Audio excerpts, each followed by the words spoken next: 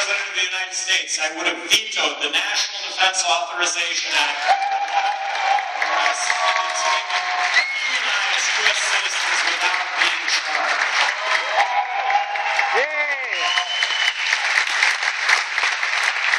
This is why we fought wars in this country. I am the only candidate advocating a balanced budget now. If we don't balance the budget now, we are going to find ourselves in a monetary collapse. What's a monetary collapse? Very simply, it's when the dollars that we have don't buy a thing because of the accompanying inflation that goes along with borrowing and printing money to the tune of 43 cents out of every dollar that we spend. Balancing the federal budget now means taking on the entitlements. Medicaid, Medicare. It means taking on military spending, taking military spending back to 2003 spending levels, believing the biggest threat to our national security is the fact that we borrow and print money to the tune of 43 cents out of every dollar that we're spending.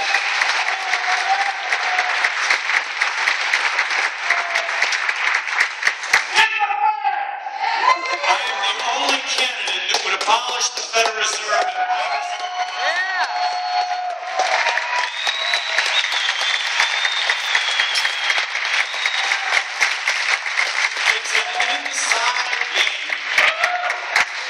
Treasury prints money, Federal Reserve gives the money to the bank, gives the money to the banks at 0%, and the banks loan it out to you or I. No, they buy treasuries in a closed loop. It's like Bernie Madoff with a printing machine. It is an inside game.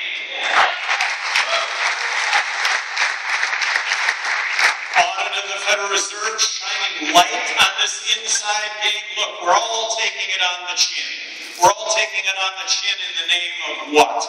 So I'm the only candidate that would sign legislation repealing legal tender laws allowing for competing currencies.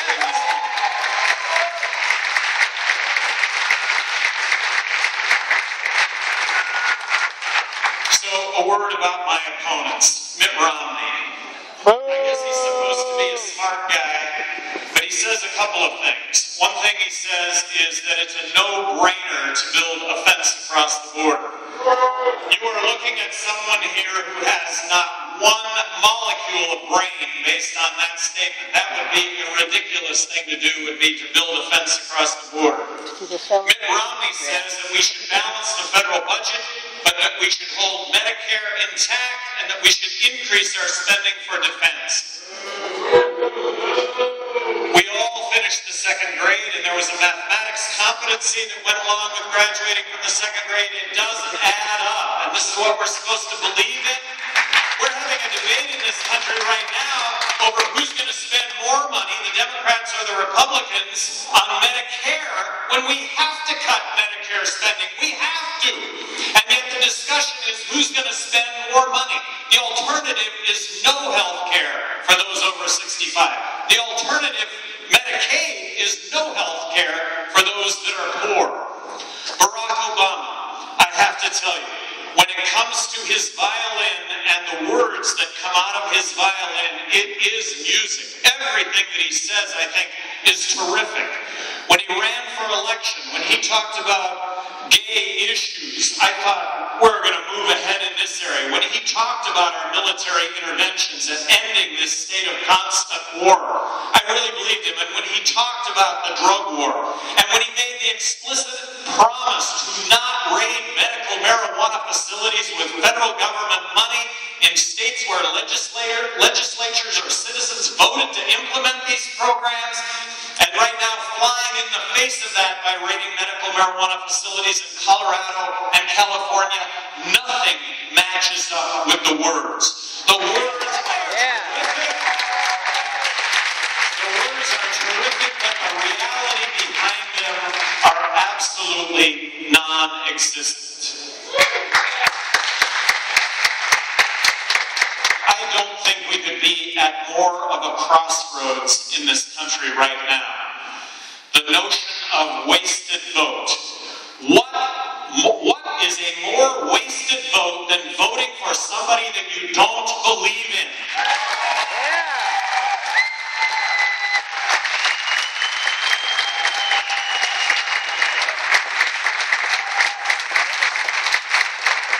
vote for who you believe in. That's how we're going to change things in this country. And right now, I am polling at 6% nationally. Let me ask you this question. Are you hearing my name 6 times every time you're hearing Obama or Romney's name 100 times? I suggest to you, you're not hearing my name 1 time for every 5,000 times you hear Romney or Obama. So that's the good news, bad news about all this. The good news is that Americans want change. We all understand that we have to engage in this process of mutual sacrifice, or we're going to find ourselves with nothing.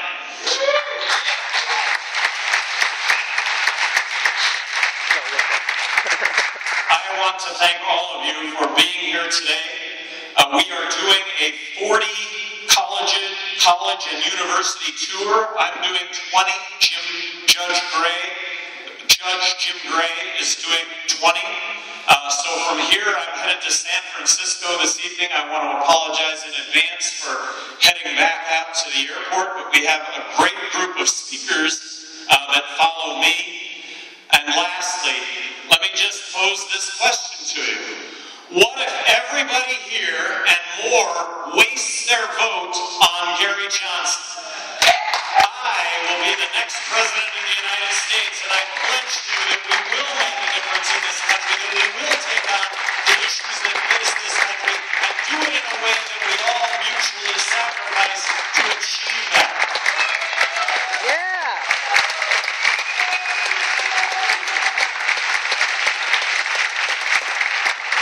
Crony capitalism is alive and well in this country. Both parties have their hands out to sell loopholes, and individuals, groups, and corporations pay for those loopholes. I am the only candidate that is promising to advocate on the part of eliminating the income tax, corporate tax, abolishing the IRS, and replacing all of that with one federal consumption tax that I'm going to argue at its root will be much, much, much better than what we currently have.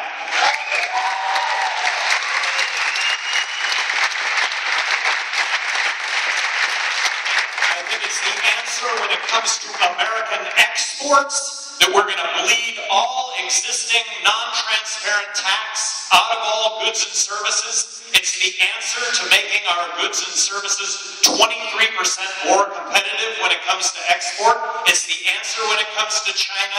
It's really the answer when it comes to jobs, because in a zero corporate tax rate environment, if the private sector doesn't create tens of millions of jobs, I don't know what it's going to take to create tens of millions of jobs.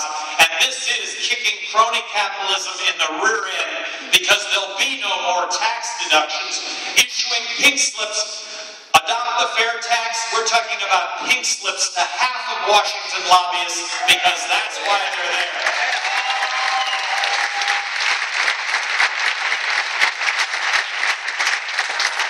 So to finish, my request, waste your vote.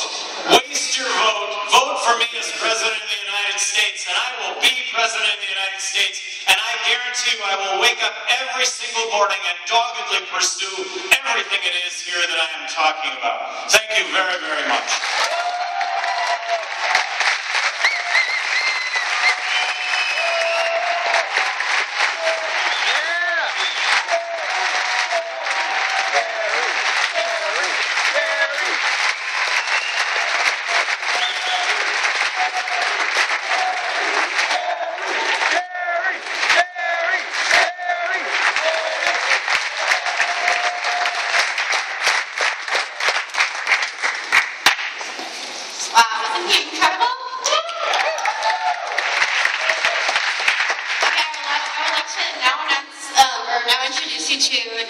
Who is a member of the Iraq Veterans Against the War. Derek Markle is a student at Austin Community College and a former U.S. Army Staff Sergeant. Honorably discharged in 2011 as a military policeman, Derek has spent more than half of his 12 years of active duty overseas with tours in Japan, Kosovo,